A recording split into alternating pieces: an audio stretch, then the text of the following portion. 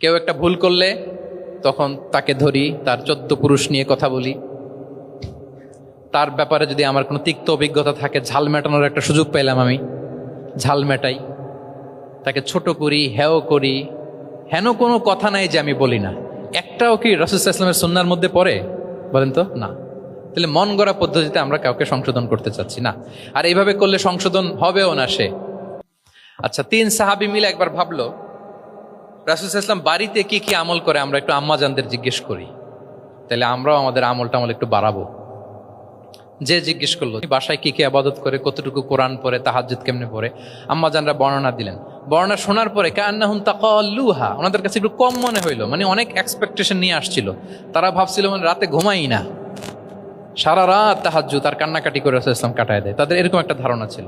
যে এসে শুনে যে না, আসার পরে নাকি ঘুমোতে যায়, অনেকক্ষণ ঘুমিয়ে সেই মাঝরাতে নাকি ওঠে। যা যা বর্ণনা শুনলো কান্নাহুম তাকাল্লুহা, এদের কাছে একটু কম মনে হলো। তো একজন বলতেছে, আরে কম না, আইনা নাহনু মিন রাসূলিল্লাহ, কোথায় আল্লাহ রাসূল আর কোথায় আমরা। গফিরা লাহু মা তাকাদ্দামা মিন যামবিহি ওয়া মা তাআখার, ওনার তো আগের পরের সব গুনাহ মাফ। আদতে তো গুনাহই নাই, নবীরা তো মাসুম, তো ওনার সাথে কি আমাদের তুলনা, আমাদের এত কম করলে হবে না, তো কি করতে হবে। একজন বলে যে আজকে থেকে আমি আর ঘুমাবোই না, সারা রাত তাহাজ্জুদ পড়বো। আচ্ছা, আরেকজন বলে আমি আর না খেয়ে মানে রোজা ছাড়া থাকবো না, আমি সাওমে বিসাল করব, সারা বছর রোজা রাখবো, যা করে আল্লাহ, রোজা থামাবো না, আমি রেগুলার রোজা রেখেই যাব।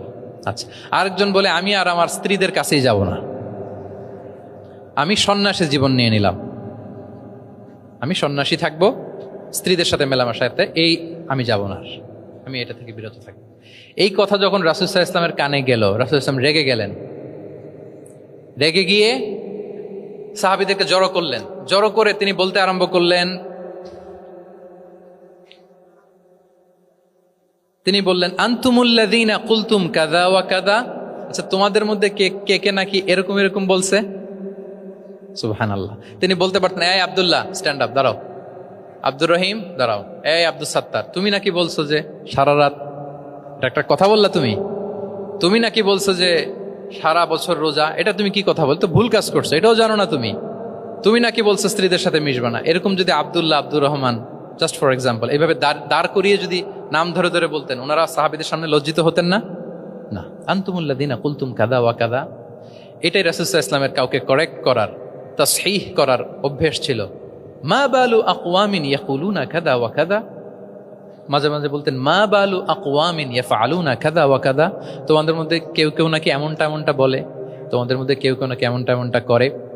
কই, আমি তো রাতে ঘুমাই আবার সালাত পড়ি, কই আমি তো রোজা রাখি সোম বৃহস্পতি, বাকি দিনগুলোতে খাই, কই আমি তো আমার স্ত্রীদের সাথে মেলামেশা করি, এই সব কিছুকে ব্যালেন্স করেও তো আমার নবুয়তির তো আমার কোনো সমস্যা হয় নাই, আল্লাহ ভীরু হতে তো সমস্যা হয় নাই। ওয়াল্লাহি ইন্নী লা আখশাকুম লিল্লাহি ওয়া আতকাকুম লাহ, আল্লাহর শপথ আমি তোমাদের চাইতে আল্লাহকে বেশি ভয় করি, আমি তোমাদের চাইতে বেশি মুত্তাকি। তারপরেও এরকম ব্যালেন্সড লাইফ লিড করাতে আমার তো কোনো সমস্যা হয় নাই, তোমাদের কেন সমস্যা হলো, তোমরা এটা কোথায় পেলে। ফামান রাগিবা আন সুন্নতি ফালাইসা মিন্নি, জেনে রাখো আমি যে স্ট্যান্ডার্ড ঠিক করে দিয়েছি এটাই সর্বশ্রেষ্ঠ ইবাদত, এর বাইরে যে কেউ যদি কিছু করে আমার সুন্নতের বাইরে, সে আমার দলভুক্ত হতে পারবে। সুবহান। এরকম যখন ধমক দিয়ে শাসিয়ে দিলেন, যেই 3 জন সাহাবী এই কথা বলছিল ওনারা তো শুধরে গেলেন, ওনারা তো টের পাচ্ছেন যে এগুলো আমাদের কি বলতেছে, ওনারা টের পাচ্ছেন না, শুধরে গেলেন, আর বাকিরা সতর্ক হয়ে গেলেন। আল্লাহু আকবার। সো এটা হচ্ছে কারেক্ট করার নিয়ম। এখন আমরা কি করি, কেউ একটা ভুল করলে তখন তাকে ধরি, তার 14 পুরুষ নিয়ে কথা বলি, তার ব্যাপারে যদি আমার কোনো তিক্ত অভিজ্ঞতা থাকে, ঝাল মেটানোর একটা সুযোগ পেলাম, আমি ঝাল মেটাই, তাকে ছোট করি, হেয় করি। হেন কোনো কথা নাই যে আমি বলি না। একটাও কি রাসূল সাল্লাল্লাহু আলাইহি ওয়াসাল্লামের সুন্নাহর মধ্যে পড়ে? বলেন তো না। তাহলে মন গড়া পদ্ধতিতে আমরা কাউকে সংশোধন করতে চাচ্ছি না, আর এইভাবে করলে সংশোধন হবেও না সে। মানবিক কারণেই তার ইগোইস্টিক প্রবলেম চলে আসবে, যে সে আমাকে ছোট করলো, আমার নাম ধরে সে এত মানুষের সামনে অপমান করলো, সে হয়তো শুধরানোর যে রাস্তাটা ছিল ওইটাও বন্ধ হয়ে গেল। ঠিক কিনা বলেন? তাহলে রাসূল সাল্লাল্লাহু আলাইহি ওয়াসাল্লাম এইভাবে শুধরাতেন। আর তামিম ফি তাসওয়িবিল আখতা, কারো ভুল শুধরাতে গেলে ইন জেনারেলি শুধরাতেন, যাদের শুধরানোর তারা শুধরে যেত, বাকিরা সতর্ক হয়ে যেত।